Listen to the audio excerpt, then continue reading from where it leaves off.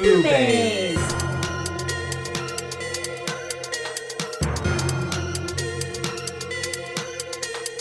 BooBaes.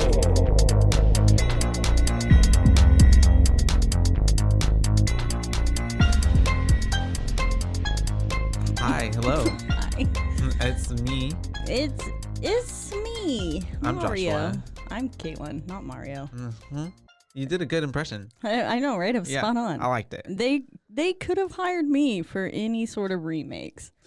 Anyways, now we're really starting. Hi. Oh wait, no, I thought that was a great intro. Let's keep it. Let's keep it. Yeah, It works. I am Caitlin. You're Joshua, I'm Joshua. and this is BooBaes. BooBaes. That's right. Mm-hmm. Your favorite horror movie spectacular Spook show. spook show. Mm-hmm. And now, today, we're going to be talking about the Haunting In Connecticut. That's how I have to spell it Pronounce in my brain. every syllable. Yeah. I like it. Connecticut. Well, whenever I'm trying to spell it, it has to be connect. Reminds me of cut. the devil inside when she's like with her lip and she's like, connect the cuts. Have you ever seen that movie? It's like Wait. a 2012, 2013 That's movie. one. Isn't there like a scene on the subway tracks? I'm not sure. To be honest, I don't remember. I think there Probably. is. I think there is, though. She's blonde, right? Is she blonde? Mm-hmm. The main girl. Yeah. I think she's what I'm trying to remember, but what it is like I think she's like going back and like trying to like do some investigation or journalism, some kind of piece on like people, and I don't remember the most. Yeah, of it, I think I saw. I remember that once. part. Yeah, I saw it in the theater with my friend. And I think I only Anita. remember the subway part, or it's a completely different movie. Who knows? Could be, but I just distinctly remember that part. Speaking of, And it was also like put into like I don't want to say it was like a scary movie, but it was like one of those kind of parody movies, and that same scene was like used. Oh, okay. Yeah, I'm not sure what that was either. Interesting. Anyways, We'll look into we'll that. look into it. Speaking of movie theaters, though, and seeing them in it, I did see this one, Oh, yeah. 2009. Same. Saw it in theaters, and I remember liking it quite a bit, to the point where I think I saw this, if not 2 times, like 3 times. if not 3 times, I at least saw it twice. Yeah. Mm-hmm. So I I know I watched it, went but back multiple times. when I rewatched it this time, pretty much like the first time for me, because I honestly could, like, there were certain scenes that I was like, okay, I remember that distinctly happening. I remembered bits and pieces. But for the most part, it was like a fresh watch, because I definitely haven't watched it since 2009. Yeah, I didn't remember anything about it. Yeah, no. There was the only part that I like vaguely remembered. I remembered like the dumbwaiter scene, and I remembered, the house being on fire. I remember that ending. End. Yeah, I remember the end. With the And then also the I'm assuming they're crows or sparrows or whatever. Oh yeah. Hitting. I remembered that, window. but I remembered it slightly differently. So I think I'm confusing it also with another film. Also, so many parts of this. Tell me. Reminded me of The Conjuring. Yeah. It's and really this is kind of like the beginning of like those kind of the rise of like possession, house, like ghost, supernatural movies, because before that I think things were still on like the the gory like Saw movies, all that kind of stuff. Phase. I remember that's why I liked it so much, is because I thought, wow, what a nice, different kind of concept that I haven't seen in a long time. Because before it was just more like kind of like murder, serial killers, slashers. Yeah, and I was just sitting there thinking, okay, every horror film is basically the same at this point. And which, I mean, they still. You could say that for literally any genre, though. But this one, I just remember thinking, wow, like I liked it so much because it felt different. Looking back now, a lot of the tactics used were a little cheap, and yeah. I don't feel like I had that big of a budget. Yeah, some of the transition cuts and stuff were like kind of odd to me, and I was just like, oh, okay, Same. You wanted to do that? Oh, okay.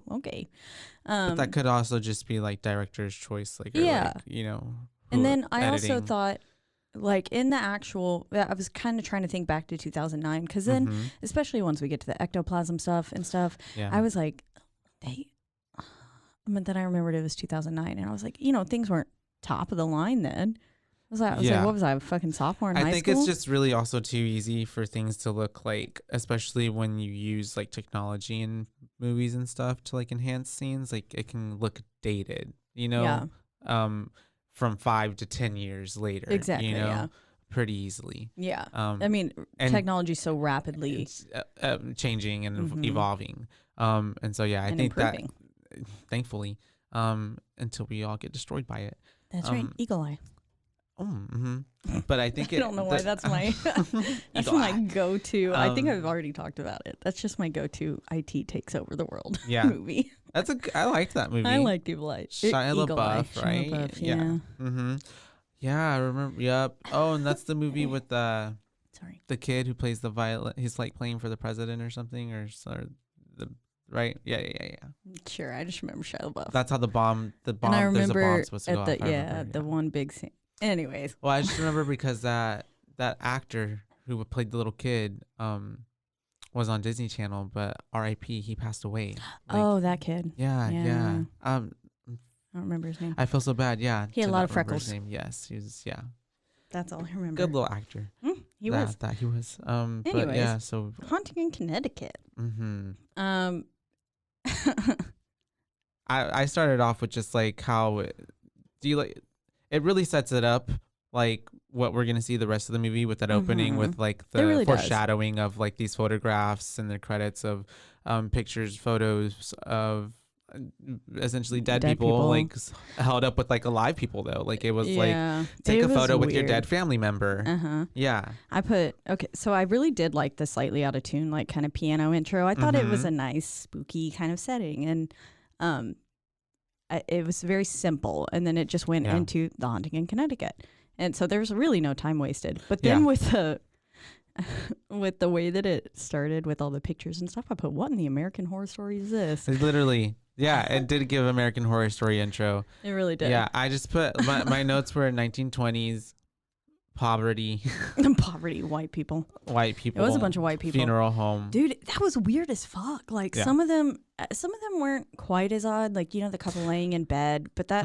Well, because but then like the brother or the one that got me is the parents holding the children on their lap, and they're just like slumped over. Yeah. Ugh, that's fucking weird. Yeah, but I think back then people did take pictures with their dead. I think so. Yeah. For like. I don't know why. I mean, some sense of closure, but like I couldn't imagine just. It was a thing. But I guess when someone close to you dies, like you just want to sit there and hold them and stuff. It's like, I don't think I would want. I don't want to. Yeah. Well, I don't know. It depends on how fresh this kill is. What are we talking about? Well, I think they've been like embalmed and they've gone through they're going through the whole process. Also, this I felt like was a very the morguicist. Nice. Yes, the morguicist. I thought this was a nice stepping stone from the Autopsy of Jane Doe. Oh yeah, I completely forgot when I suggested this one. I was just like, I completely forgot like a funeral home that any of this was involved. So it's a good segue. I remembered the seances, and that was it. I remember that too. Yeah, seances and the ectoplasm, and I forgot they were morguicists though. Yeah, that's the way that I didn't remember that part about it. Not at all. No clue. Yeah, so and then I love how like it then was like based on a true story. Yeah, I have that in quotations. Yeah, loosely. So let's dive into this true story a little bit while we're here. Setting it up. So this happened in Connecticut. It did happen in Connecticut. Near Hartford, right? So that's all we've got so far. Yes. Yeah, I know. Of the Snedeker family? Yeah. Snedeker. Yeah. Snedeker? Is that how you say that? Snedeker or something like that. It's Snedeker or something like that. Snedeker. The Snedeker family. 1986. Mm-hmm. In Southington, Connecticut. They moved there. Alan and Carmen how'd you say it? Snedeker. Yes. Moved in with their daughter and three young sons. Mm-hmm. And while exploring their new home, Carmen found strange items in the basement, tools used by morticians. So that part is correct. It's still true. Mm-hmm. So that's good. Yeah. But I don't think that it was an actual funeral home that it was that was under like there was no I don't know if there was a funeral home, was there? The family soon discovered to their horror that their home had once been a funeral parlor, and the eldest son began seeing ghosts and terrifying visions. So, okay. But were the other It was First off, it wasn't. It wasn't three boys. It was 2 girls and 2 boys. And I thought one of them was not. I thought they were like, they said a built-in babysitter. I think it was like their, and she called her like the mom aunt. Yeah, as like her niece or something. Yeah. So I think they weren't. It was actually, like switched up a little bit. Which that's fine. It doesn't got to be the same thing. But it says the experiences soon spread to other family members and got worse. Both parents said they were. Oh, that's right. They were getting raped and sodomized. Raped and sodomized by demons. One day as Carmen mopped the kitchen floor, the water suddenly turned to blood and smelled of decaying flesh. So that part was in the film. Blech. The rest of it. Decaying flesh. Ugh. Yeah, that would. That's a horrible scent. Yeah. Also, I hate the scent of formaldehyde. Like, well, I don't know anyone who's like, give me like, I want a formaldehyde candle. No one. I don't think I've ever smelled that. What does that smell like? Did you ever have to do dissection in school? Oh, that smell. Yeah. So not only by the time that I got to dissections, I was already vegetarian and I was like pretty against it. What did you have to dissect? I only ever got to dissect a little pig and a frog. Oh my God, a pig. I dissected a frog and an octopus once. An octopus in 6th grade. So that was before I like was vegetarian. I still cared about animals, but I was just like, and then. I was so upset because actually. Or was it a squid? That I was in. I think the year previously, the grade above us, they told us that they got to dissect a shark. And so I was like, oh, I want to do that. But we got a pig. Yeah. Poor piggies. Yeah. I don't know. But I remember when it got to the frog and I was in high school and I was like, yo, I really don't like want to do this. Like I actually don't agree with this. And that sucks. They still forced me to anyways. Yeah. American Horror Story once again. Yeah.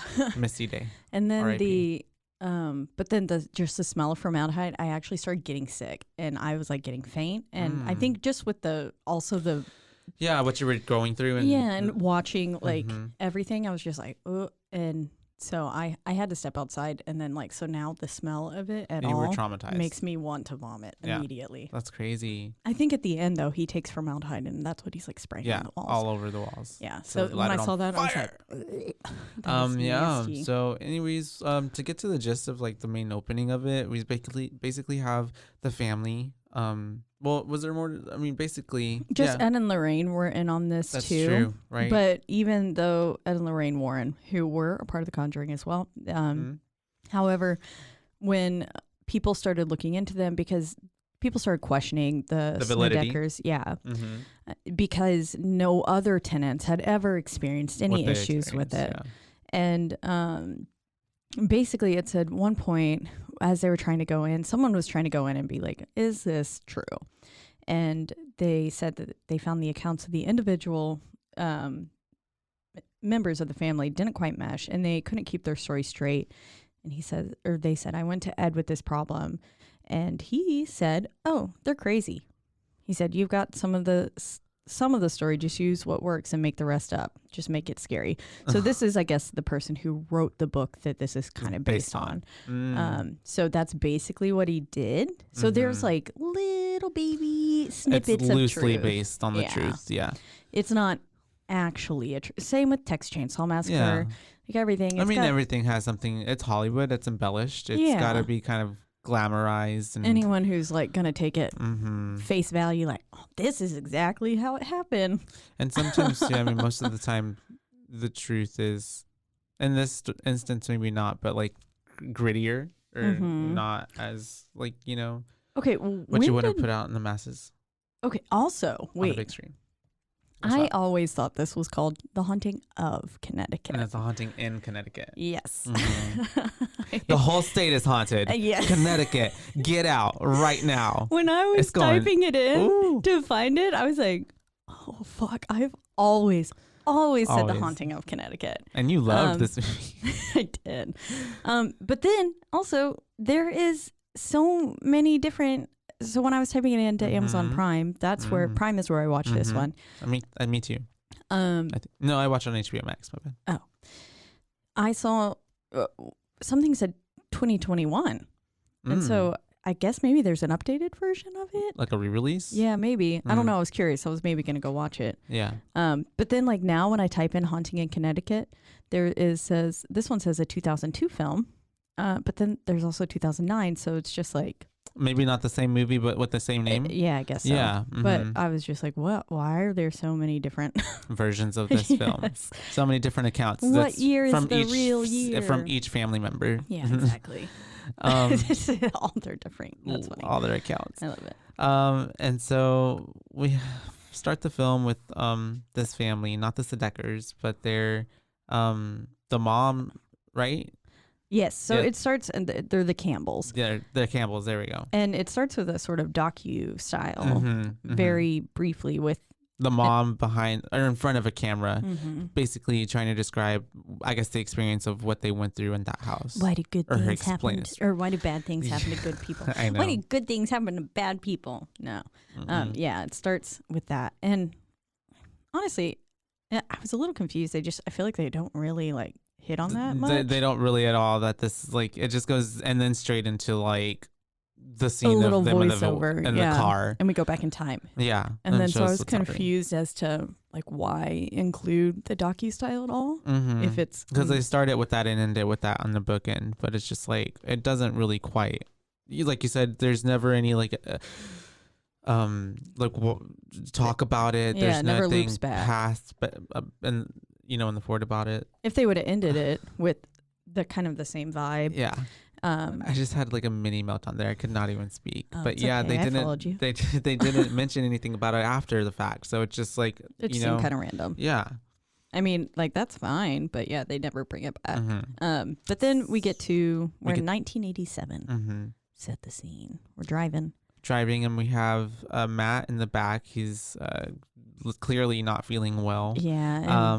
Because the mom is driving him from his doctor's appointments, or he had some treatment done because he has cancer. I never says what kind of cancer. He just has cancer. He has cancer. And so all the cancers. And so they're doing this aggressive like experimental procedure on him, and I guess it's a long drive from his house. From the place that it's happening to his house. At least a couple hours. Because then when they get to the kitchen, the father says, like, why did it take you 8 hours? Yeah. And so he was like, I know it's a long drive, but it shouldn't be that long. And she's like, we had to keep stopping because he was getting sick.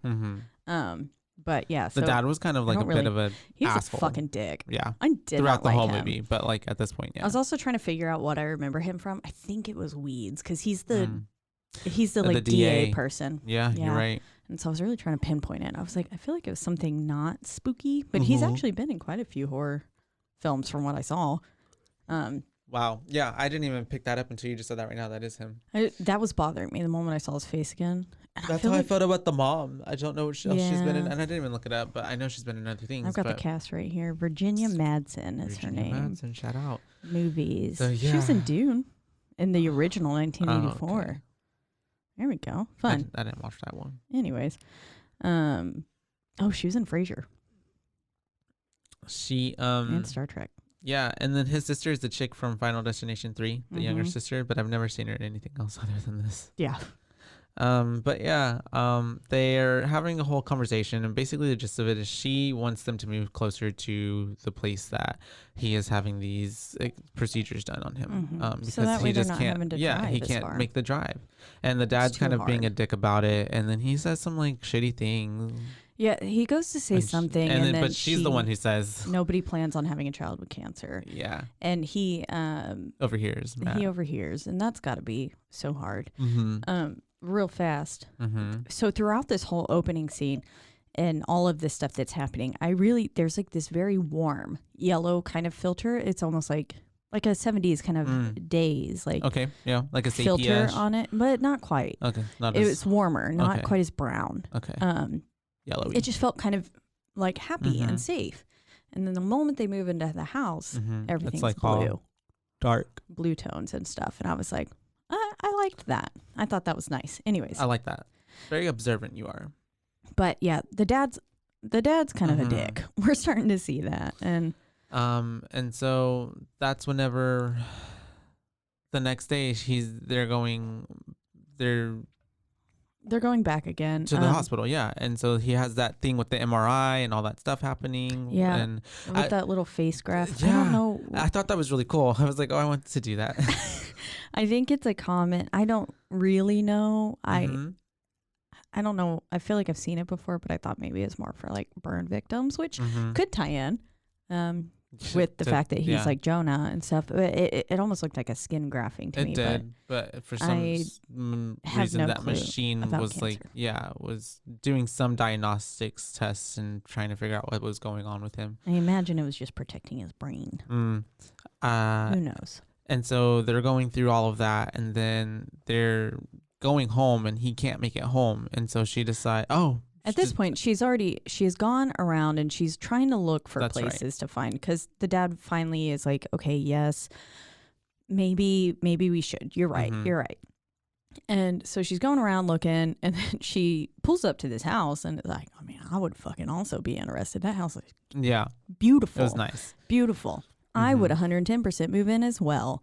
But then she pulls up, and the landlord guy's like banging in the sign. Yeah. He's like, I'll give you the first month free if I don't have to keep banging this in or hammering it in or whatever. And that's when I was like, that sounds sketch.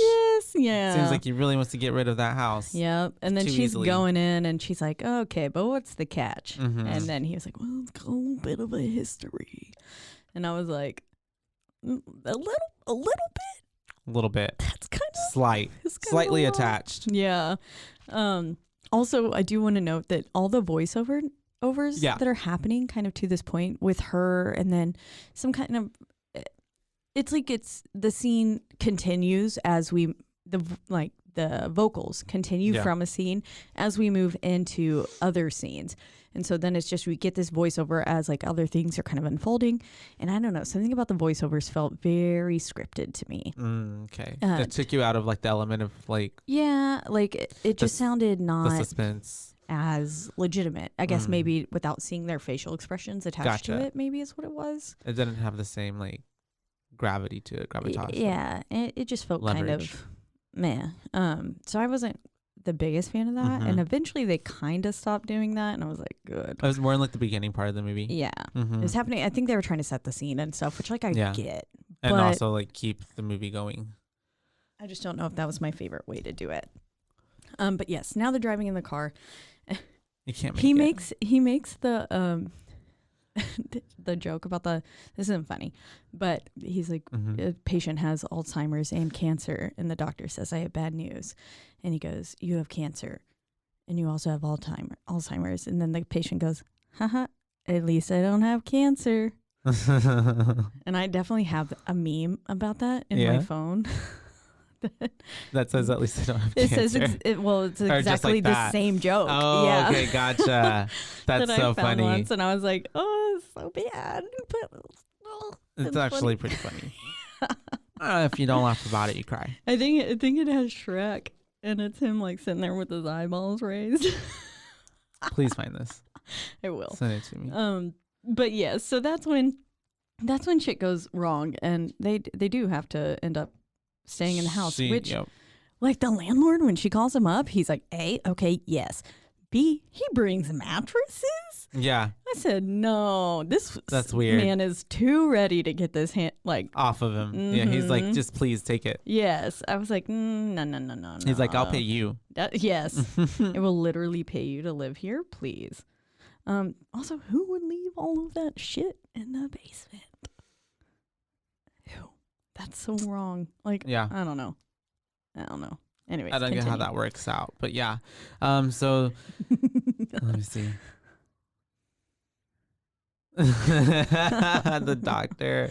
That's hilarious. Okay. The eyes.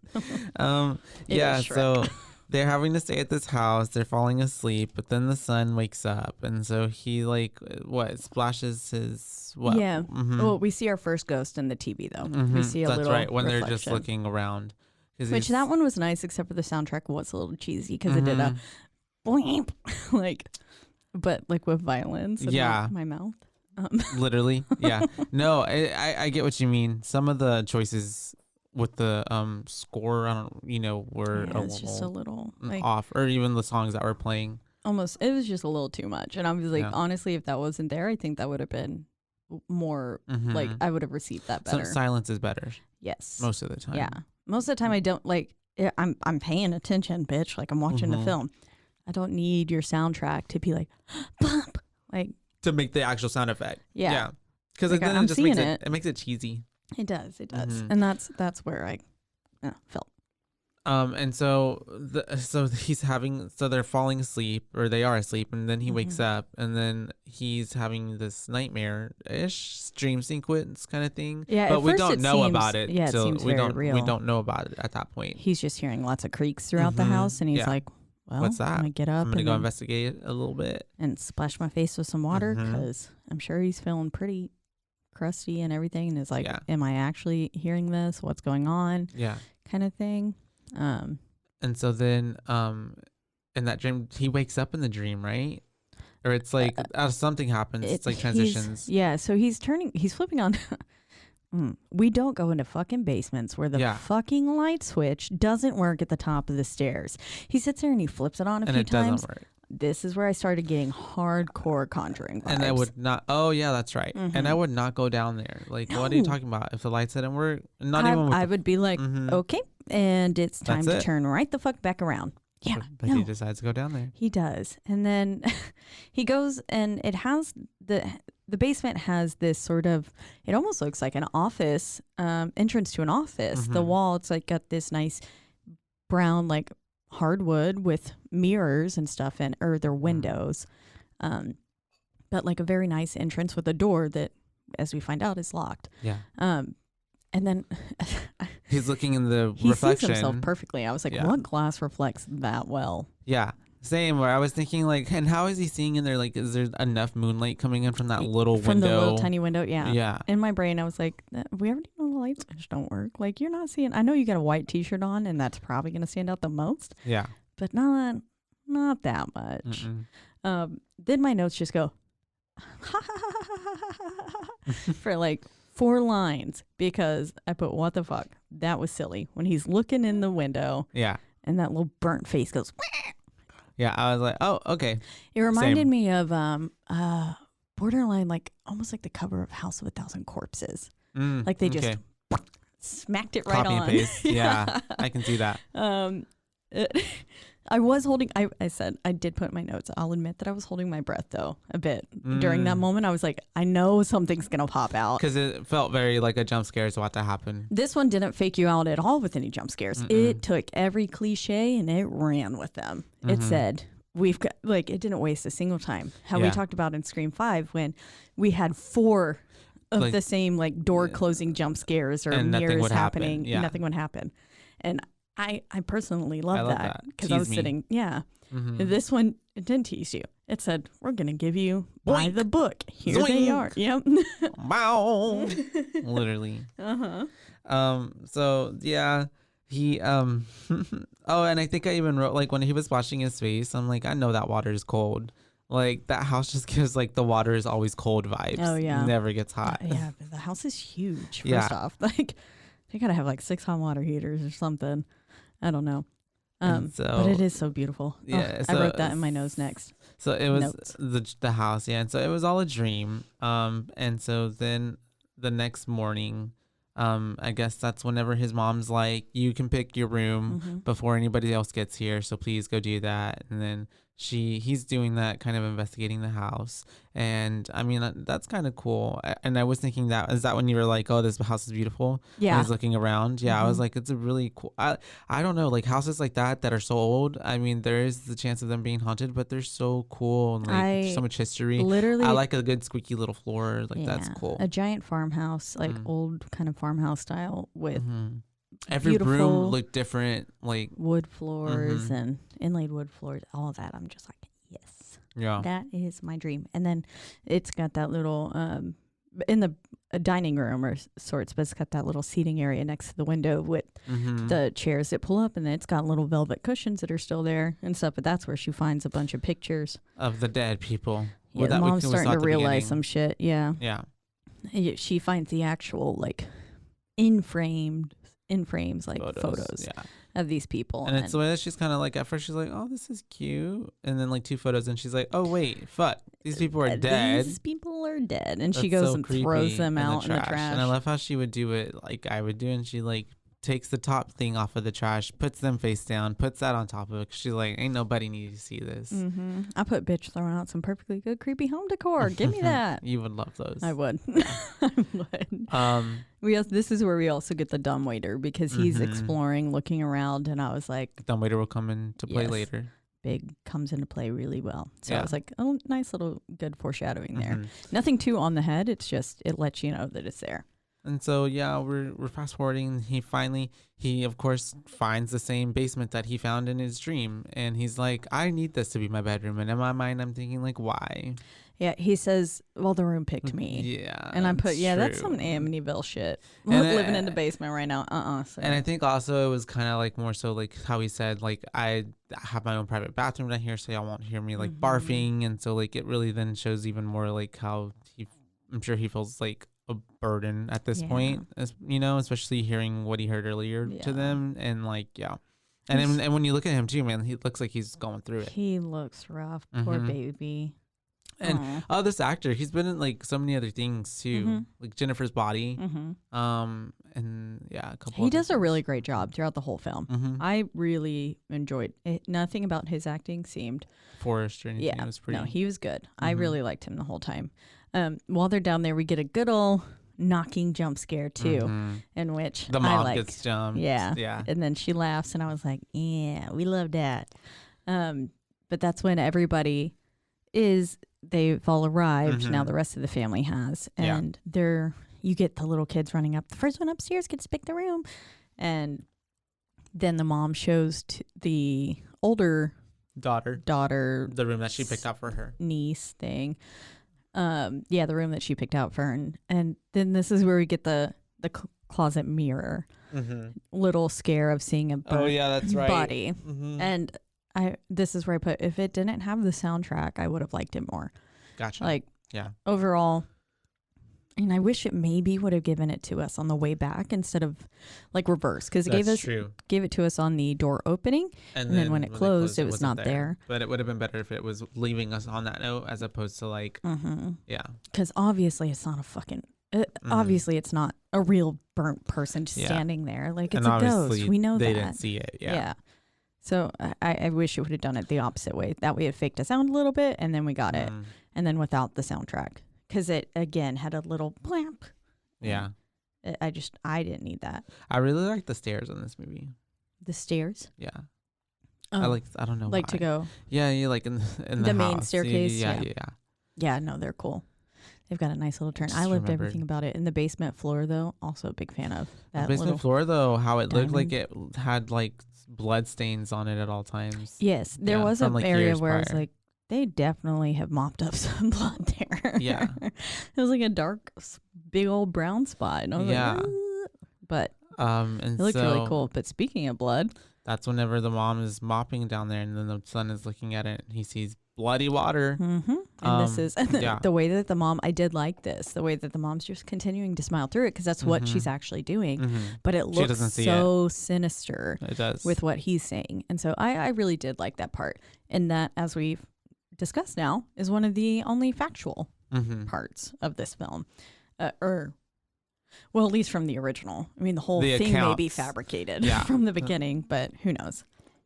But yeah, then we move back upstairs. They're in the kitchen, and this is where we start seeing that there's paranormal shit happening. Yeah, plates getting put back on their own, starting to break. But then I do love, because with his intense regimen that he's having to go through for this cancer treatment, it says hallucinations are possible. Yeah.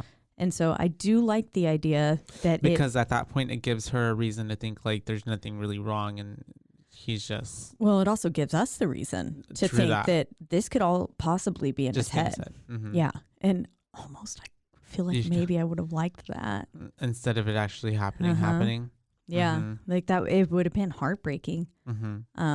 But I don't know, it would have gave me kind of like Shutter Island vibes and stuff. And then it's in to figure out like it was always all him. He just saw everything. Yeah. But of course, like, and that doesn't lend to scary ghosts and stuff, but I feel like I would be intrigued by a film that did go that route. I like it. With the similar. But yeah, so I liked that even there it's like, okay, well, what what all that he's seeing, like what is real. Mm-hmm. I really like that. And so, yeah. And so then, of course, the mom thinks that he broke the dishes and all that stuff. So he gets upset that, right, that she's not, you know, I mean, he can't really prove what's happening either. Yeah, He's just like, what? But then even at that point, he's questioning himself, and he doesn't really want it to like seem like he's having these hallucinations, because he knows that they'll no longer give him the treatment. Yeah. And she says, like, if this is happening to you, like, you're gonna let me know. Right. And so he's not certain. He's starting to think like, okay, am I seeing, like, is this real? Am I seeing ghosts? And I feel like it really doesn't click to him until they find that box. Yeah. With the photo. Otherwise, I do think that he thinks it's kind of in his head. He has a conversation with his dad at this point that I really kind of like. He's sitting out on the porch, and it says, like, right. He makes a comment that most of the stars we see are dead. And then the dad goes, they look pretty alive to me. And he goes, that's just because they haven't gotten the news yet. And I was like, damn. And then it made me remember how I was afraid of the sky. Yeah. For a long time. And I was like, see. You're not the only one. Yeah, because beetle guys, it's going to kill us. I can't look in the night sky again. Oh, the horror. That's a real horror story right there. But yeah, so then I guess it's nighttime again, right? Because he's having another bad dream. Yeah, and I think the little boy also saw some stuff. The younger that's brother. Right. What's his name? I can't remember. I don't know. I literally accessory just character. Yeah. Yeah. Poor boy though. I bet you till the Billy. Billy, the whole movie, like his brother was just like taking it out all on him. I know. Yeah. Yeah. Oh, yeah.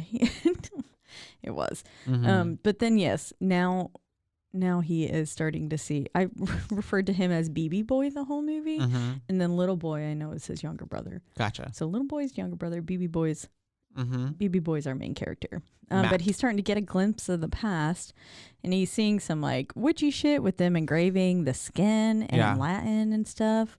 And I was like, this is how Jane Doe happened. Basically. Yeah. Yeah. It had a lot of like here's similarities. The prequel to Jane, or this. Oh, you're whatever. Right. She was one of these people in the house. The killing of Jane Doe. This is how it is. It just makes sense. And then to follow it with the, what did I say what the end was? It's the autopsy. The killing and the curse. The curse. Yeah, the curse of Jane Doe. Yeah. But then the fucking eyelid scene. I do not fuck with this scene.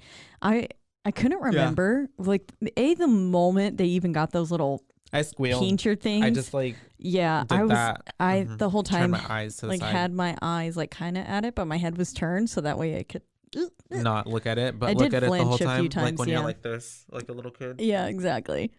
With your hands covering your eyes, but them peek through so you can see. Yeah. No, the moment they pulled out those little pincher things, I was like, no. But then I was like, surely they won't go past that. And then they did. They lifted that eyeball up. And snip it. And then, I mean, it was pretty fast, but they show you the whole cut, and it felt, to me, it felt like it lasted forever. I was just like, oh, please stop. Oh, it's so gross.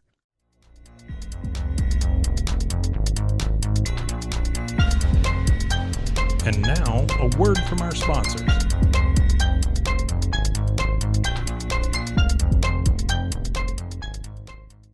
I don't know. And then, that's when he wakes up, right? And then he's trying to go open the door, and it electrocutes him.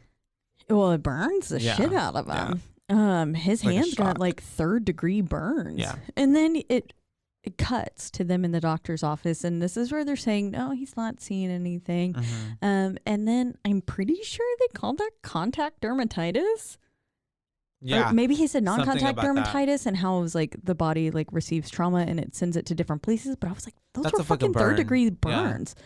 I was like, is this doctor dumb? I don't know. Because it even said, it did. I remember them saying at the beginning how this treatment could cause like burn-like skin lesions. Yeah, to appear on his body and stuff. So I was like, maybe, okay, that's how it. They're trying to explain it that way. Yeah. Yeah. But reason it away. And then, so they get home, the mom's helping him up the stairs, and he puts she needs to go back to get. His hand through the pillar because she needs to go get something from the vehicle. Yeah, she left her purse. Something like that. I just put, thank God I wasn't eating when the pillar scene happened. The practical effect. when it like, or when he puts his hand, it just goes right through it, and it's just, and then just like his hand is like, was it old meat it was just like, with the maggots in there. Yeah, there's a bunch of maggots, a bunch of red and brown mush. Yeah, that just it looked like when you like decayed ground beef and it's like smushy. Yes, that's what it looked like to me. Exactly like that. And it's that mm-hmm. was not a fan. But yeah. Yeah, I had just eaten when I watched this, but thankfully it was done eating by the time I was watching. I was like, man, if I was eating fucking oatmeal. Mm-hmm. But so then he goes back. Somehow we're back downstairs again, and magically now the door is open. Yeah. The dad's like, maybe I got it unlocked. No, bitch. Yeah. The ghost wanted you in now. That's what happened. The Matt goes in there, and then his little brother goes in there with him. They're kind of looking around, and then Matt puts him on the fucking thing, which is like weird, and right? then just starts spinning him and won't stop. And I really do. So I was thinking in my head, I was like, I really like the way that this weird spinning medical bed scene was filmed, like from Billy's perspective and everything, and just kind of seeing all of it. I really liked it. And then until they started putting the weird flashback scenes in, it was like important for context, but I don't know if that's the way I would have placed it, wanted that to go. Yeah. For me, I don't know. Because here is where we see the caskets being filled with sandbags, which is an important part. And essentially you're kind of getting the idea, especially once we saw all the weird Latin shit being carved on their bodies. I don't know if it was actually Latin. It might not be, but it's something. They were being carved, and so we were getting kind of the idea that maybe these morticians were body snatchers / not actually putting these people to rest. And there's some weird shit going on here, which I don't know. I guess it was okay. Maybe what it is I don't like the how everything was sepia. Is it sepia? I say sepia, but it might be sepia. I think it's probably sepia. No, I'm pretty sure that's wrong. That's what I've always said my whole life, and then I've started hearing it recently. I don't know why I've heard this word a lot recently, and no one says sepia. Oh, okay. So that's why I've always said it. I'm just gonna say sepia. Sepia. Sopapilla. I want a sopapilla now. Oh, that does sound good. But I don't think I really liked how it kept transitioning to that filter, which is like, I get it maybe because of the photos and stuff like that. It was supposed to be back in the day. Yeah, but it's like, clearly this isn't the fucking same thing. I can tell a flashback when it happens. It was trying to write it out a little too much for me.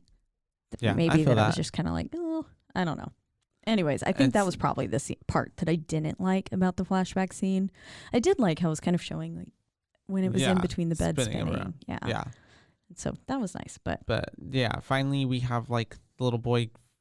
Matt stops and the little boy gets off, and so he goes, "What's wrong with you?" Literally, and then the dad comes in. I love when the dad finally comes into the room because he's just like, he makes that horrible dad joke of like, oh yeah, I must have loosened it or whatever.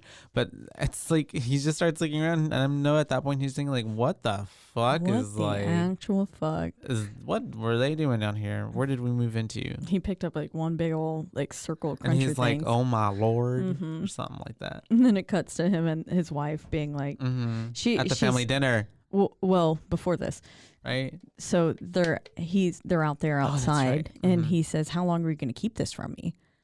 And she was like, "Well, and I don't know." He was like, "I thought we said that lies weren't like going to help us." And she goes, "Yeah, that was when you were drunk and a liar." Yeah. And I was like, "That was kind of toxic." Yeah. But like bringing that back up on him. But as we find out, he is still very much a drunk and a liar. Yeah.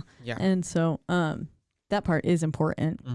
That's foreshadowing. Yeah, for you to know. And so, but yes, then they're at the family dinner, and it's talking about like all out in the open. Yeah, that's why I'm like, everyone knows now. Yeah, he says big deal. I was like, big deal. That is kind of a big deal. Yeah.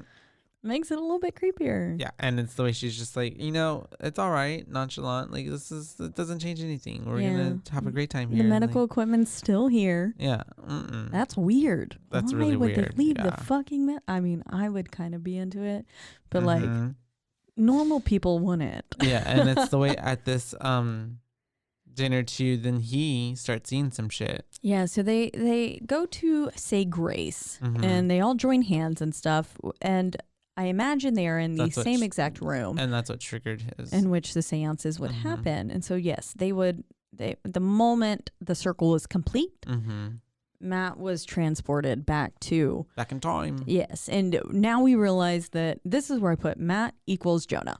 We're seeing the same things. Jonah's story is being lived through by Matt at that point. Yes.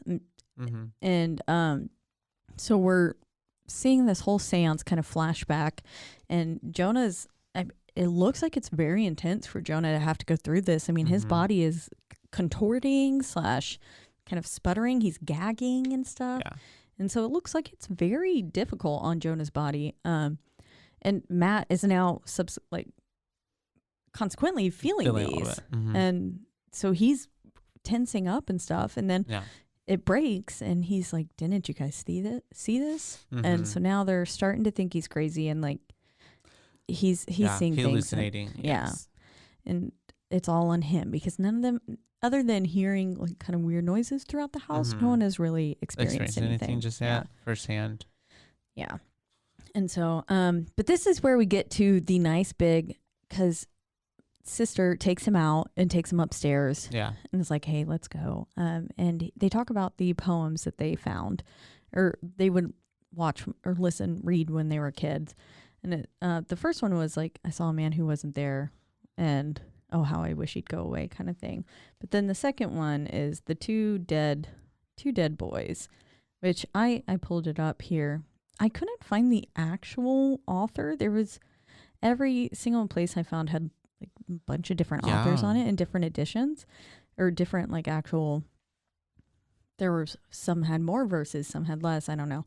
But the one that was closest to how he recited it in the film was, one bright day in the middle of the night, two dead boys got up to fight. Back to back, they faced each other, drew their swords, and shot each other. The deaf policeman heard the noise, came and shot the two dead boys. If you don't believe this lie is true, ask the blind man. He saw it too. So the whole thing is kind of a contradiction. None of that actually makes sense if you think about it. At all. Two dead boys that got up to fight. They drew their swords, shot each other. The one bright day in the middle of the night. No, it's funny because you mentioned that first one, the man. I saw a man who wasn't there. I think it says something about walking up the stairs. I saw him again today. Oh, how I wish he'd go away. Yeah, I just watched a movie the other day, and that had that in there, and I'd never heard that before. That's funny. Oh, interesting. I should mention that. Yeah. What movie was it? It's called Identity.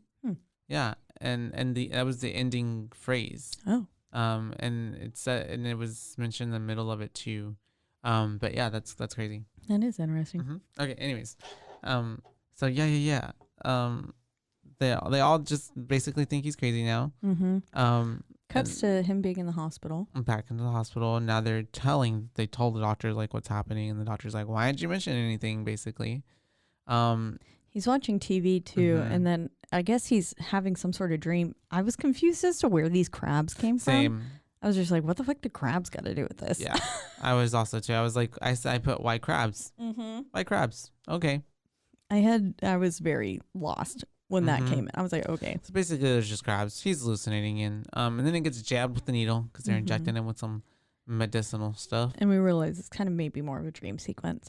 But then this is where he meets the Reverend. Yeah. Giving him life tips onto when you walk through the shadow of the valley of death. Do not fear. Fear no evil. Blah, blah, blah. So something. And it's like, okay, it's not really going to help you, but whatever. Anyways, so this is where we meet the Reverend, though. That's important. We move along. We've got the girl, the youngest daughter. She's sitting there talking with her dolls. Yeah. Shit playing. And then I do like this scene because then we get to see just the hand of a body like appear behind her. Yeah. And I thought that was good. And you don't see anything else. And she doesn't really see it at this point either. So it's just us like being like, oh shit. And then the lights turn off and she goes, somebody turn the lights back on, please. Yeah. And then they do. I was like, oh, the ghost listened to this little girl. She was very demanding. She said what her needs were. This little girl had basically no fear. Yeah. Later on, she walks up some fucking attic stairs, again, pitch black. No fear. And I was like, this girl's like 6. Yeah. Why the fuck is she not scared? They're playing hide and seek now, right? She falls They're about through to play the fucking floor. They Yes. want to play some hide and seek, and then what's his face? Matt is counting to go find them. Counts all the way to 100, and then as he's looking for him, that's when he sees Jonah, right? The ghost of Jonah. Yeah, he's starting to slip up. through time. As kind of, their lives are overlapping. And Poor Jonah. Literally. Poor Jonah. And then this is where. Stick. Yeah, shit into the stick. I got the shit stick. He got the shit stick.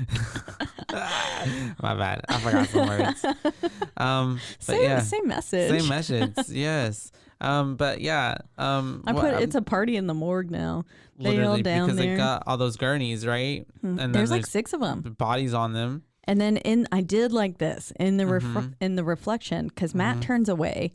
And in the reflection of the window, you see all of the sheets get pulled away, which I was like, ooh, that's pretty creepy.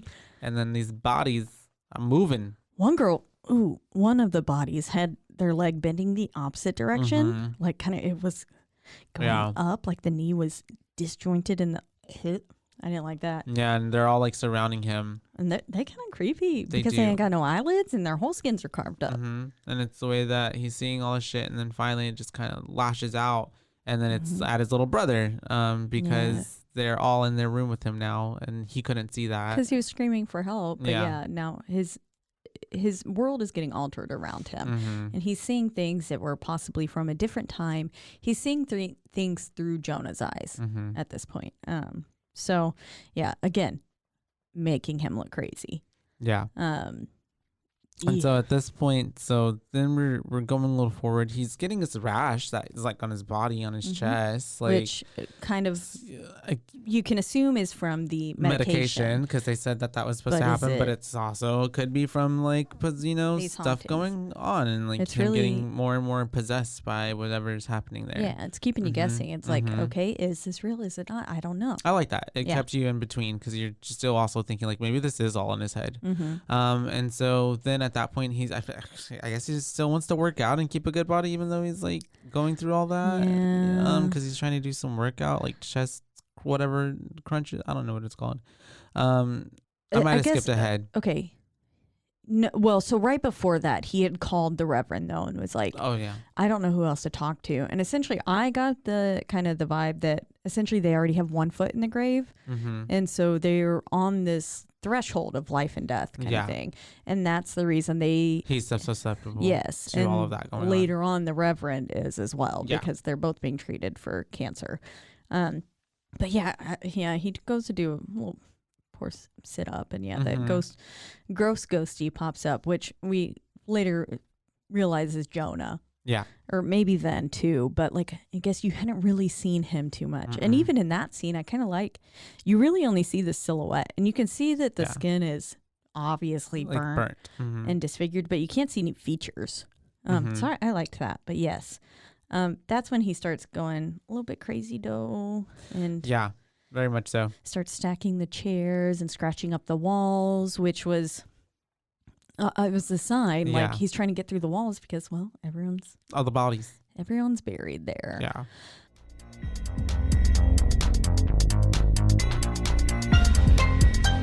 And now a word from our sponsors.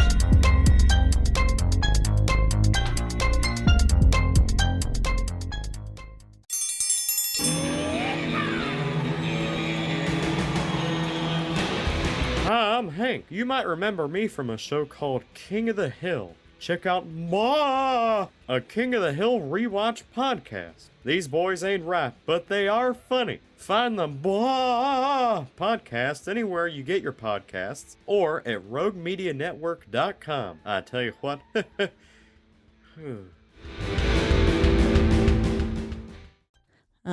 But he can't make sense of any of that right now. Yeah, he doesn't. And he's know. also going through all that cancer treatment, and he has freaking cancer. He's like going through all the pain that he would be feeling, going through it's all of that. It's probably a good mix of everything that's happening to him, like, but that he himself doesn't know, because obviously no one's gonna. Yeah. Well, I guess especially if you have the idea already that you could be hallucinating in your mind, you're gonna question that. It would drive you even more crazy, probably. I mean, even completely normal people would question that. They'd be like, "Fuck, am I seeing, like, I'm seeing things. This isn't real. This isn't real. Yeah. And so I feel like that's kind of where he is. I don't remember where he came back in, but I put the dad's kind of being a dick. Always throughout the whole movie. Yeah, for real. But I was like, he looks so fucking ragged. The mom's crying. And she's like, please don't take my boy. Like, no, you can't have him, kind of stuff. She throws the cross kind of away. Yeah. It's like, you can't have him. You can't have him. She's having a whole moment.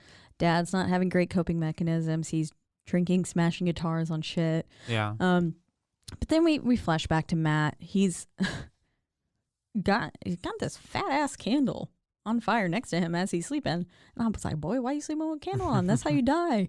Literally. The ghost shadow comes in over him. I really thought it was going to blow out the candle because he burnt to death. But yeah, but no. No, so it happened. That would have been better. It would have, right?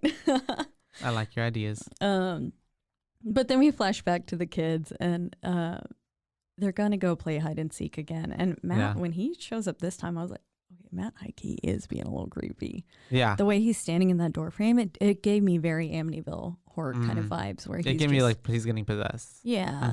I was like, that's not Matt. That's not Matt. Yeah. The way he's acting, and of course, he's probably literally trying to just exist.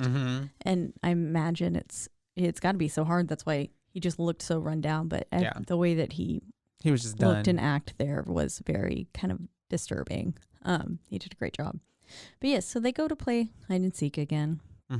We have the two younger siblings run off, and that's right.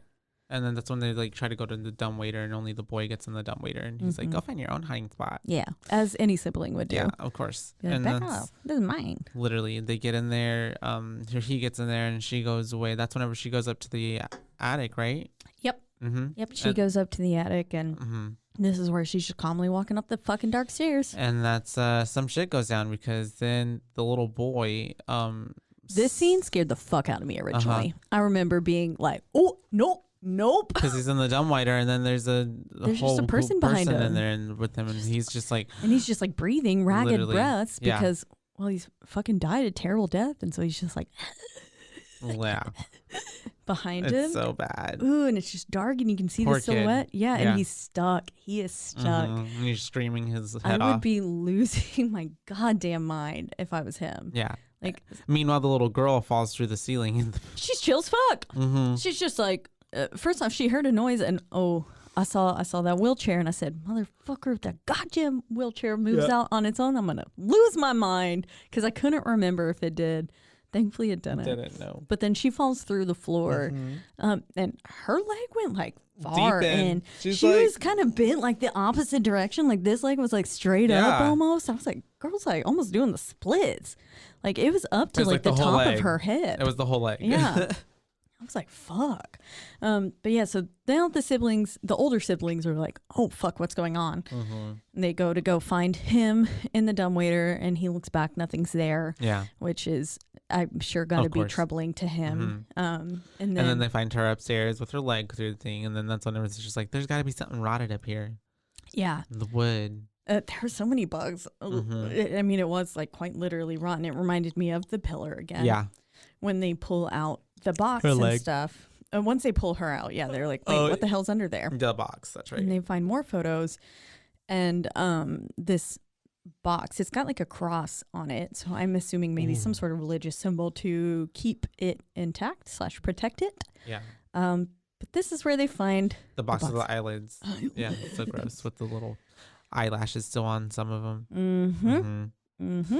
But yeah, so they're going through all of that shit. That's whenever they decide, like, okay, it's time to like, let's actually investigate and see what was going on with this house. And she takes him to the library. And I also like, before that, he's like looking at them, and she goes, what's wrong? And he's like, if I tell you, like, you're just not gonna. So and she was like, try me. And he was like, I've seen this man. And she goes, shut up. And he goes, I fucking gave you a chance. He was like, and she was like, okay, wait, I'm sorry. And he was just like, I've seen him ever since the day we moved into this house. I've seen him every day and other things, and I feel like he is just looking out through my eyes. Like I feel like he has been inside of me. And he said, we're just two dead boys. And I was like, ooh. And then she goes, let me let you in on this little secret, because she was like, well, let's investigate it. And she says, there's a thing called a library. there's these secret buildings where knowledge is kept all across in every city. And then she's like, libraries. Literally. And I was like, this kitchen, she's being cheeky. I loved it. And so they go do their digging, and then they finally find out like all these things about Jonah and how he was this guy named Aikman's assistant, and a medium. The way this scene was filmed, they would hold reminded me a seances. little bit of The Ring. That's right, when they're she going was through all the searching. newspapers and stuff. Yeah, I always like those kind of like computer scenes when they're like flicking through like all those like old clippings. records. Yes, and so I always like those like when they're scrolling through the old photos and stuff. And so this way I felt like it gave us a lot of background, Mm-hmm. and then in a very good and productive, didn't take a lot of time. We got a lot of information. Didn't feel forced. In a scene that made sense with the film. I was a fan of all that. And so Aikman, we find out, was like a grave robber and took all these like hundreds of people from their graves and like did whatever to them in order to enhance that's right Jonah's seances powers, and to essentially get to where he is producing ectoplasm. And that's what they're photographing. They find it in a lot of the photos. At one point she goes, it could even come from the lower orifices. So I'm like, ectoplasm that's coming out through of your booty, through your booty through hole. your booty cheddar. And so oh, I didn't even think about that. That's hilarious. Oh, that sounds painful. I was a child. Sorry. And so, I was laughing. no, you're good. So that's whenever, at this point, my notes kind of get a little chaotic. So at this point, we find out that Jonah, the last seance that they had, which we realize is the same one that Matt saw earlier when they joined hands during Grace, that everyone at this seance ended up dead, and Jonah was missing. Jonah couldn't be found, but they did find the 4 people plus Aikman dead there. And then this is where they also realized that as they were trying to build a fucking highway, they had to, displace some graves, and they found that they were filled with sandbags. So this is where they call the Reverend in, and they're like, yo, there's some cursed ass shit happening here. And he says that the eyelids were removed for necromancy. Yeah. And he says the bodies are most likely still on the property. And I was like, well, or buried in the walls. Yeah. But we don't know that yet. Yeah. Also Aikman. So Aikman was the guy, as we find out, it's given us little subtle hints that Jonah and Aikman didn't maybe have a healthy relationship. Because at one point Jonah was trying to escape, and Aikman kind of chased him down. But Aikman was looking really creepy in all these scenes with the glasses. And it reminded me a lot. And I wonder if The Haunting of Bly Manor got any sort of inspiration from it. Because it reminded me of the guy who got... Yeah. I didn't watch Bly Manor. Oh, okay. Well, it just reminded me of the glasses guy. I watched the beginning of it and I couldn't really get into it. That's fair. Yeah. Yeah. It was a good love story, not a horror film. Okay. It wasn't as good as the original. Hill House. Yeah. Yeah. And so, they're... The mom comes home, though, as Matt is having a very, visceral reaction. Oh, yeah, that's right. That's right. He's essentially gone back into, again, the seance. They joined hands. Yeah. Because they were going to pray. And he's seeing what's happening basically through Jonah's perspective and not perspective. And then he sees the ectoplasm finally coming out of Jonah's mouth. And it's getting to all that. Which is that scene that I pretty much remembered mostly. That was the only thing I remembered from it. I put the ectoplasm looks funny. That was where I was like, oh, it's a little dated now. Yeah. But the mom comes home in the middle of this, and so obviously thinks this man is hurting her son. Yes, because she's like, who the hell are you? He's trying to help. He's got his hands close to his throat and stuff, being like, what are you choking on? What's going on? Yeah. And she's like, get out of here. And then he's like, have you never felt anything in this house? It's you don't feel anything here? Yeah. And she says, no. Yeah. Get out of my house. But no. Yeah, I said, Mom, this is not the time to play dumb. But then this bitch pulls out his card again. It reminded me of Ratma. He's like, here's my card. Oh, hell, Ratma. Yeah. He handed a card to Matt. Now he's handed a card to his mom.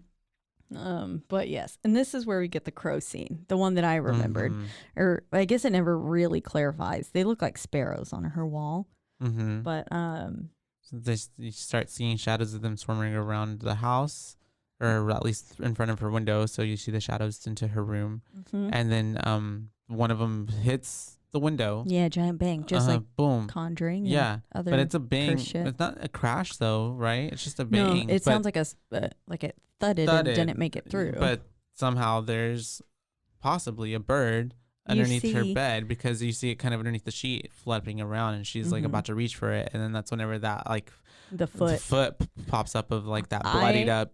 I flinched. I kind of did too. I think. Yeah.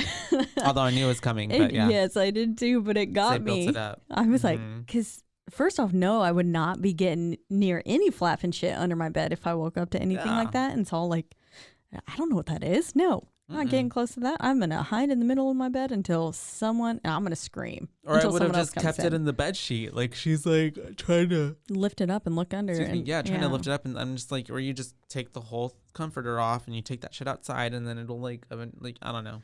Yeah, I wouldn't have been going for that. Yeah. But yeah, that scene made me jump. But then we flash to the mom, and she's hearing doors open, and she's like, Peter? Now she's like, yeah. Yeah, and then she's like, Matt? Hearing like footsteps squeak closer to her. And here I put, it's not Peter. I thought I was going to get into bed with her. Yeah. But then when she sits up and it goes, like, pops up in front of her, I was like, okay, that was really cheap. That was kind of not my fave. But this is where... And also I'm thinking, where the fuck is the dad? But he's just out getting drunk. We find out because he pulls in and he's drunk. Missed the curb a little bit. Yeah. He's taking out some plants. And then he's yelling at them when he comes in, like, why is everybody sleeping with the lights on? Because they're freaking out because they're all seeing shit. But he doesn't know that because he hasn't been home. Yeah. And so... what a fucking dick. Yeah. He comes in, starts like literally unscrewing the light bulbs. Breaking them, throwing them into the sink. That, you know, we might as well just like give away money if we're going to sleep with the lights on. And I'm like, bitch, you just came in and broke. Like, light bulbs are not that cheap, especially some of these cute ones y'all had. Those got to be at least $9 a bulb. Yeah. At least. So they're going through all that. And then finally, like, I guess she's able to go back and talk to him. And they're outside and she's like, if you're going to get that drunk again, don't come home. Mm-hmm. Yeah, he's being a fucking child. He tries to like hug her and shit. And she's like, get off. Yeah, tell him, girl. Tell him. Then she goes back inside, right? And then that's whenever the house starts losing its goddamn mind. Yeah. And I'm like, this is Poltergeist 2.0. Shit. Yeah, that's what I put. I was like, Poltergeist. I was like, some Poltergeist shit is happening. All the electronics were going, or where the electronics would have been.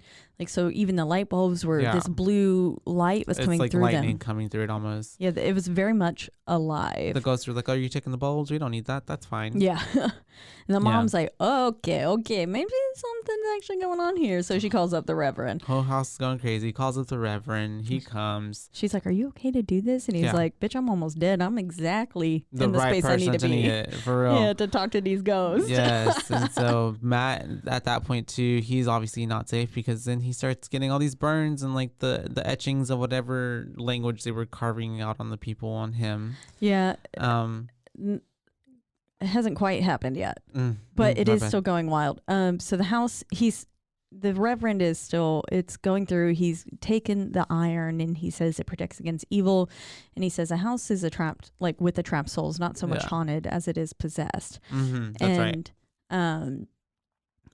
Like he starts going through and he realizes like in the dumbwaiter and stuff that something bad happened there. Yeah. And so then we start seeing Jonah's story unfold. The dumbwaiter starts like fucking slamming. It's crazy, like you're almost killing him. Yeah, and he says we have to free this spirit like a bird, like we have to free him like a bird caught in a room. And I thought that was a really good way to explain all the bird imagery that was happening as well. But yeah, the house is fucking losing his shit. And the Reverend, I put, this man's as cool as a cucumber. He's really, just like reaching his hand through shit, and he's just like another time. He's like, this is just another job. And this is where Jonah starts coming to say what up, like up to Matt, and but then he finds Jonah's body and he exhumes him because he think that that's the issue. And so they take his bones and all that, or ash. His ash and his there's like a partial skull and some stuff that he then puts into this little scarf or some shit. And then he puts him in his car, and I was like, boy. And they're like, you dumb. Don't put that shit in your car. Yeah. Oh, but then the scene where Jonah's looking at him through that fucking tiny window, that was creepy as hell. It was creepy. Poor Matt just lying in bed, and he looks up and he sees that. I would, die. That was creepy. Instantly. Because he just like, it looked like Jonah was on his hands and knees and just like peering through this window at him. And of course he's burnt. So it just looks extra creepy. I don't know. But yes. It looked rough. And the Reverend dries off and he's like, it's all fine. Everything's good. But it's not fine. It's not. Because then poor Matt starts getting all that stuff etched out on him. Just like all the other bodies. And then I completely forgot about that scene. Yeah. I was like, oh shit, when it happened. So I was like, oh fuck Matt. And so Matt's having all this happen, and so of course he's screaming and yelling, and so then his mom goes down there, and obviously it's like freaking the fuck out. She's like, what have you done to yourself? And he's like, I didn't do this. Yeah, obviously. And so like then basically he goes back to the hospital, right? And so that's when they have him there, and then the doctor's like, you should have told me about this. Yeah, because and they're saying that basically we don't know what's keeping him alive at this point. Yeah. His body is so far gone. And we also get the Reverend driving, and I thought the Reverend was going to die. I thought he was too. Yeah, because then at this point I wasn't really trusting Jonah because I couldn't remember, and I was like, he's really the bad guy. Yeah, and so I was like, bitch, put him outside your fucking car, like, and. Yeah, so that was crazy. And so that's whenever we get the revelation of what really happened and went down on the seance night, because both the Reverend and Matt are kind of seeing it Jonah's perspective. And they see Jonah's death and how he was cremated alive. Basically. And Jonah just really wanted to tell a story. Yeah. That's what it was. He just wanted to help not keep doing what he was doing. Yeah, he was trying to get away. And like his spirit there was protecting other people from all of the other souls that were there trapped. They were just fucking pissed, rightly so. Vengeance, because their bodies were stolen and their eyelids were cut off. I'd be pissed too. Yeah. Like, because then the Reverend is like, after all of this and the revelation, then the Reverend calls them back to be like, you aren't safe there because the eyelids were cut off, because it's not just, it was like to keep them undead, to keep them like seeing everything. Yeah, I put remove the eyelids to make them unseen. Yes, yeah. And so then at that point, the more wild shit starts happening, because then the daughter goes to like the bathtub scene. Yes. Before that, the Jonah's ashes flying out of the car, cheesy as fuck. Yeah, it looked like an 80s like hairband. The fucking, what's that one song? Oh god, I'm not sure. Yeah, I know. But it just looked like it looked like a bad music video. Yeah, and all of that came out. I was like, oh crap. Yeah, I was like, I'm sure he was choking on all that ash. And so, they're not safe in the house. She's in that bathtub scene. Bites into rotting fruit. Everything's rotting before their eyes. She's, And yes, we get a classic. I feel like this served us a lot of classic horror moments. Shower scenes, mirror scenes, all that stuff. And all the horror movie tropes. There's always a shower scene. Yeah. And she's in there, and then the shower curtain starts like wrapping around her and like trying to suffocate her. So it's pretty crazy. And she finally gets out of that, which I thought she was actually going to die at that part. Too. It had it like, I mean, you saw her whole face going through. So I was like, oh shit, she did. And so that's whenever they, the parents are trying to get back, or they're going back. So this is when they actually have the conversation that like he could go tonight. We don't know what his numbers are so far off. The treatment was frankly unsuccessful. Like it made zero difference. Yeah. And they're saying he could go tonight. So they're like, can we see him? And then Crazy Boy's in the corner sitting there talking about the two dead boys got up to fight. He's whispering it on repeat. And then, he's clawed through a fucking hospital window, which taking Deborah Logan. Why is no one watching as people escape? Because in all these horror movies, the hospitals are like not. They're vacant. And so he's going back home, obviously. And so they're. He's got an axe again, Amityville, shiny. Very much so. And then, he cuts through he starts hacking away at the door while the sister's like freaking out, like, oh my God, why is my brother going crazy? And like, she goes and tells the kids to play hide and seek. And I was like, bitch, this is not the time to split up. No. And so she sends them off, and sends the little girl off, and then that's whenever she finds the little boy. But then he at that point is like right like behind them, and it's the way that he like picks up and goes with the axe, and I guess he just doesn't realize she's right there, but like swings right by her to He's go on a mission. Yeah, to start attacking the walls. And as soon as he starts hacking away at the walls, the bodies start literally rolling on the falling floor. out of the walls. Yes, because they were stacked up like the bodies hit the floor. Yeah. And he starts saying like, I don't tell them not to put out the fire. Like, do not put out the fire. And she's like, no, you can't put yourself in there. He's like, I'm already dead. He says, I'm already dead. And so he is planning on lighting himself up with the house and all those grumpy spirits to purify, get rid of everything. And then I guess also like a kind of suicide mission, and also because he felt like, I'm just a brother anyways, I might as well die. Yeah, and basically, I mean, they already what he went through. I'm sure they communicated that to him too, like, yo, your numbers are off the chart. We don't know how you're alive. And so, yeah, he continues to hack through the walls as he's like started to light everything on fire, and there's so many bodies. And so then everything's on fire. Finally, the parents get back there. And then they're like trying to get into the house, but obviously the firefighters won't let them until finally they start hearing. Do they hear Matt screaming? Right? Yeah. So Matt starts. So as we go along, okay. First off, the wall of bodies. There's one part where they really pan in on it, and you've got them just like stacked up. Yeah. It looked so cool.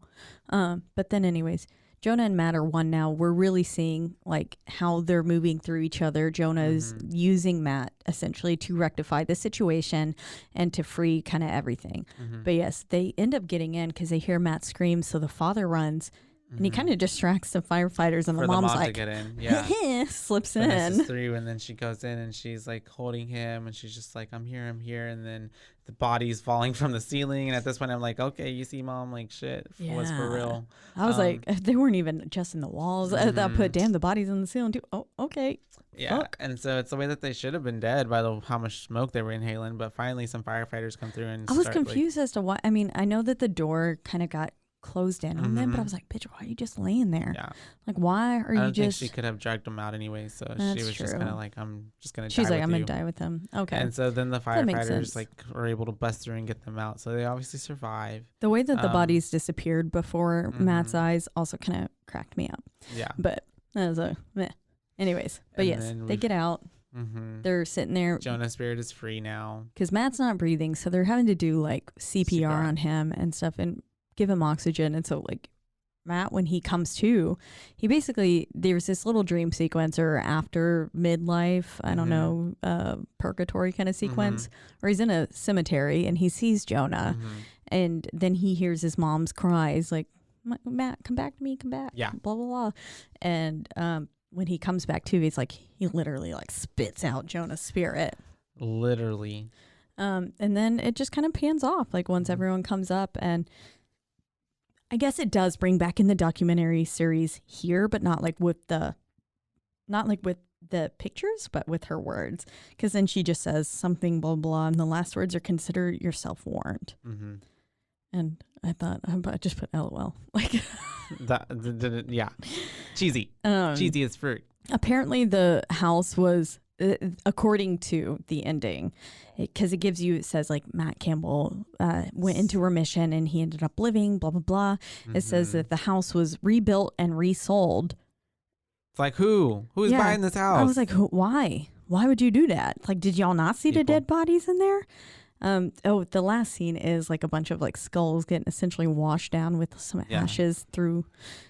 And you just see like a little chip of a like eye and nose bridge kind of piece about to go down a storm drain. I was like, okay, of course this one little piece of skull just made it. Like, yeah. Not real. But then as it goes into the ending sequence, we start getting flashes of these photos. And so I was like, are these real photos?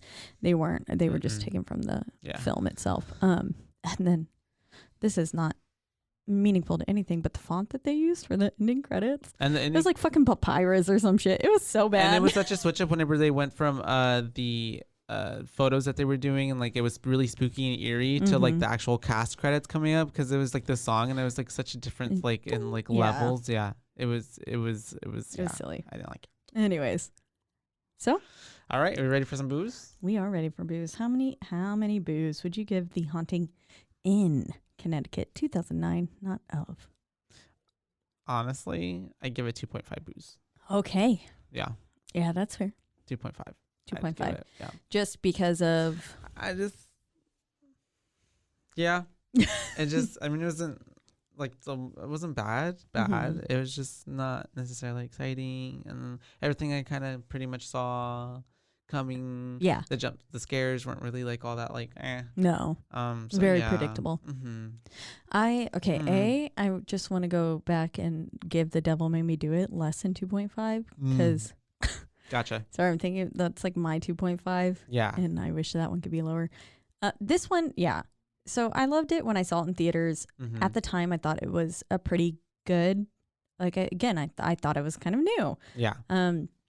But looking at it now today, it was like everything was so predictable, so That's on what the I was head. feeling. Yeah. I didn't like the transitions back.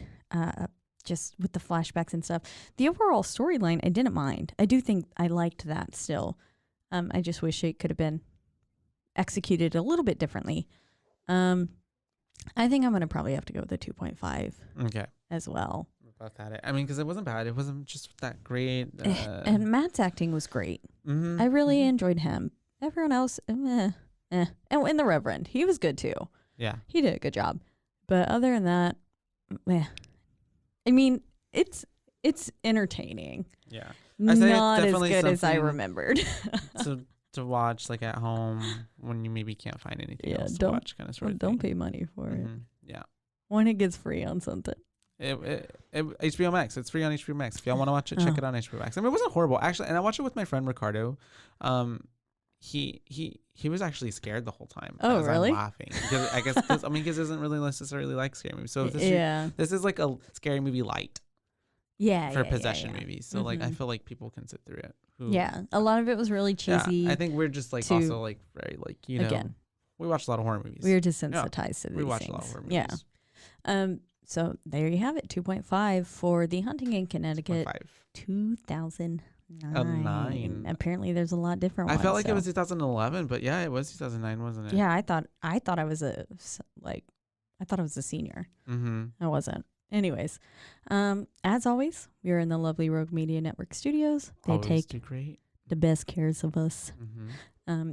And you can find us on and listen to us in all of Rogue Media's podcasts on many platforms. Mm-hmm. Biggest That's ones. like Apple Podcasts, Yes, Spotify. that's right.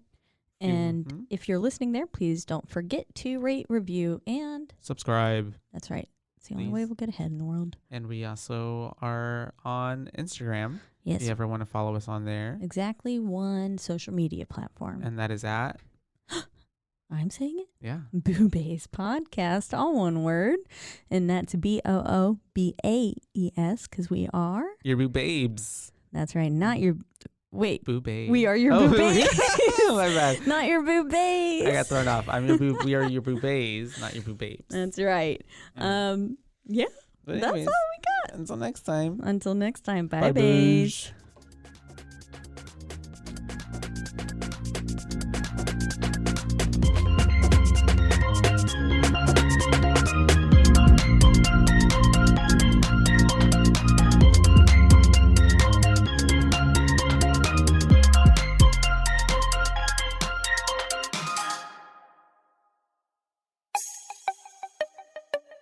This has been a Rogue Media podcast.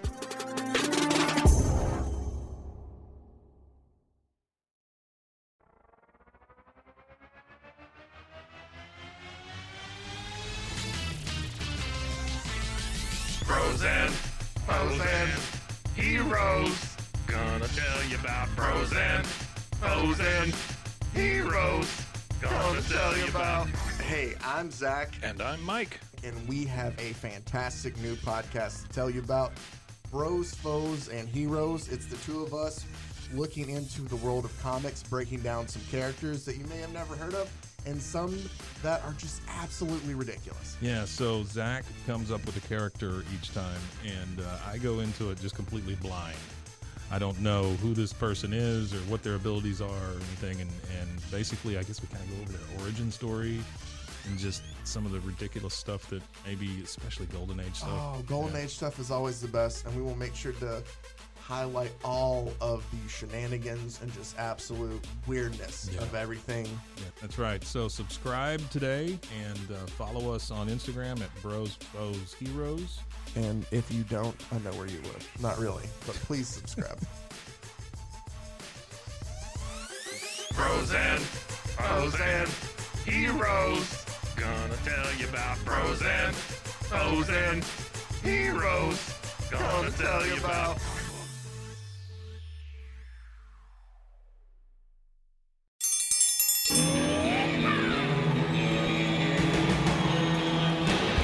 Hi, I'm Hank. You might remember me from a show called King of the Hill. Check out a King of the Hill rewatch podcast. These boys ain't rap, but they are funny. Find the podcast anywhere you get your podcasts or at roguemedianetwork.com. I tell you what.